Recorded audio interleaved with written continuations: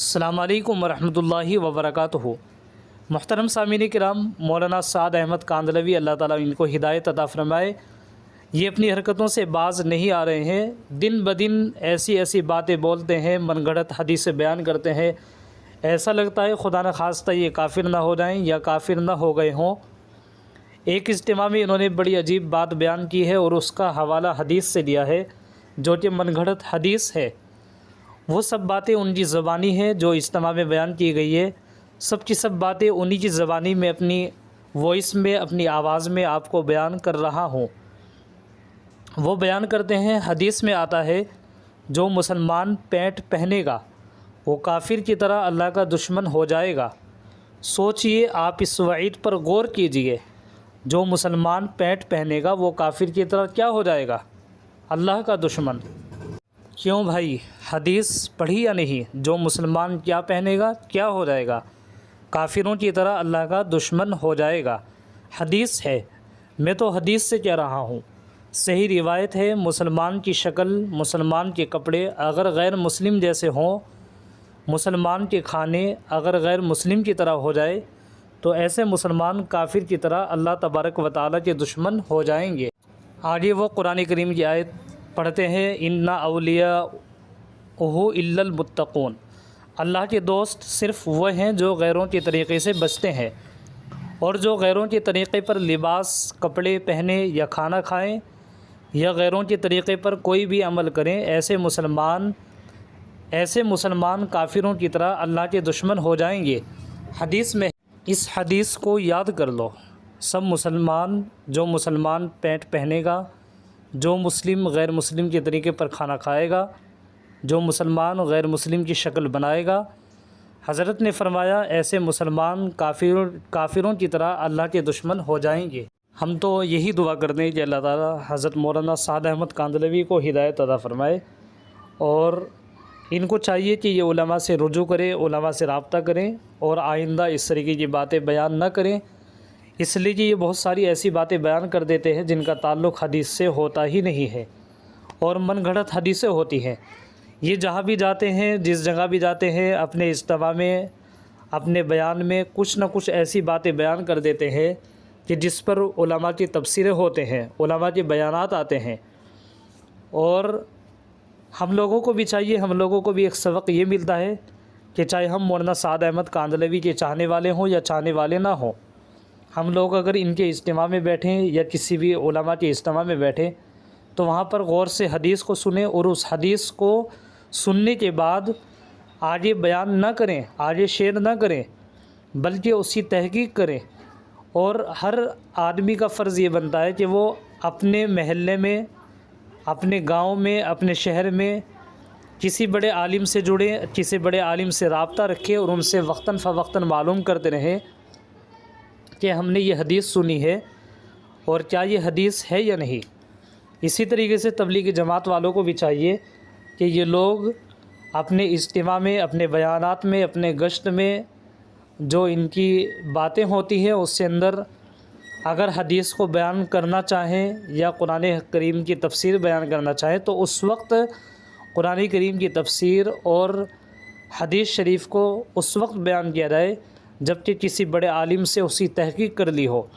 معلوم ہو گیا ہو کہ ہاں یہ حدیث اس طرح ہے، یہ تفسیر قرآن کریم کی اس طریقے سے ہے، تبھی اس کو بیان کیا جائے، اپنی طرف سے اس کو بیان نہ کیا جائے،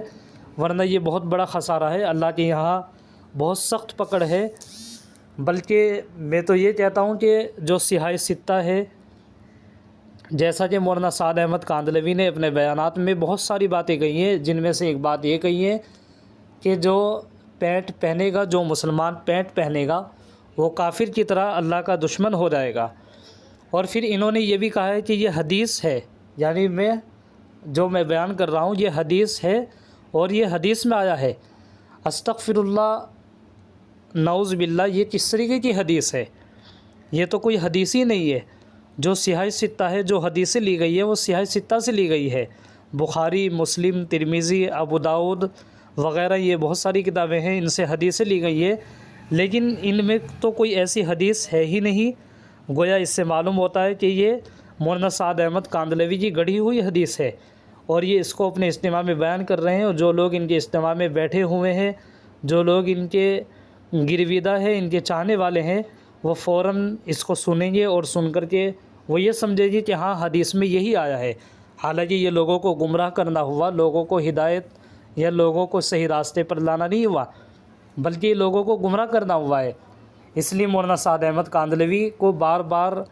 کہا جاتا ہے، دارالعلوم دیوبند کے کئی فتوے بھی آئے ہیں کہ بھئی آپ اپنی بات سے رجوع کر لو اور ایسی بات بیان نہ کرو، لیکن یہ لوگ باز نہیں آتے ہیں، یہ بار بار پھر سے ایسی حرکت کرتے رہتے ہیں۔ اللہ تعالیٰ ہدایت عطا فرمائے۔ حضرت مولانا مفتی تقی صاحب عثمانی دامت برکاتہم العالیہ، جو کہ پاکستان کے بہت بڑے مشہور و معروف عالم دین ہے، بہت بڑے مفتی ہیں، ہر چیز میں مہارت رکھتے ہیں، ان کی ایک کتاب ہے اصلاحی خطبات، کافی جلدوں میں ہے، اسی چھٹی جلد کی ایک صفحہ میں آپ کو سنانے جا رہا ہوں۔ اس میں حضرت مولانا مفتی تقی صاحب عثمانی نے حدیث بیان کرنے میں جو احتیاط برتنی چاہیے اس سے تعلق سے اپنی کتاب میں کچھ باتیں لکھی ہیں، آپ حضرات اس کو بھی سماعت فرمائیں۔ حضرت مولانا مفتی تقی صاحب عثمانی اپنی کتاب میں لکھتے ہیں، حدیث بیان کرنے میں احتیاط کرنی چاہیے۔ ایک تابعی ایک صحابی کے بارے میں بیان فرماتے ہیں کہ جب وہ صحابی ہمارے سامنے حضور اقدس صلی اللہ علیہ وسلم کی کوئی حدیث بیان فرماتے تو اس وقت ان کا چہرہ پیلا پڑ جاتا تھا،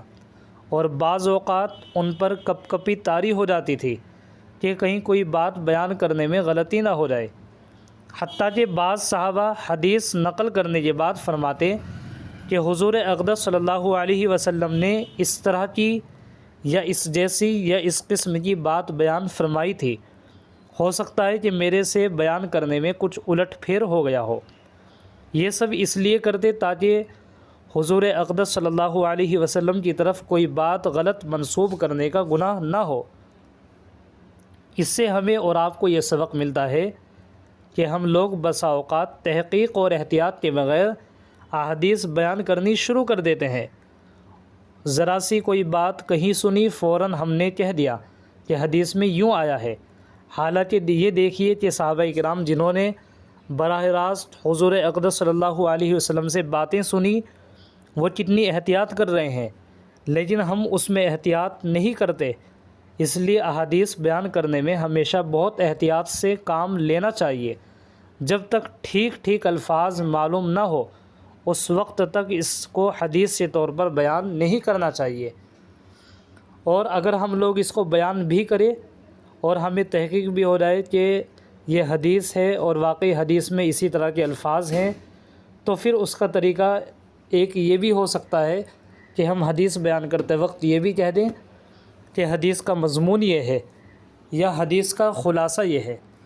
تو پھر اس سے انشاءاللہ اگر حدیث بیان کرنے میں الٹ پھیر بھی ہو رہا ہے تو ہماری پکڑ انشاءاللہ تعالی نہیں ہوگی۔ لیکن احتیاط کا تقاضا یہی ہے کہ بس احتیاط برتی جائے، بلا جھجک بلا دھڑک حدیث کو بیان نہیں کرنا چاہیے۔ واللہ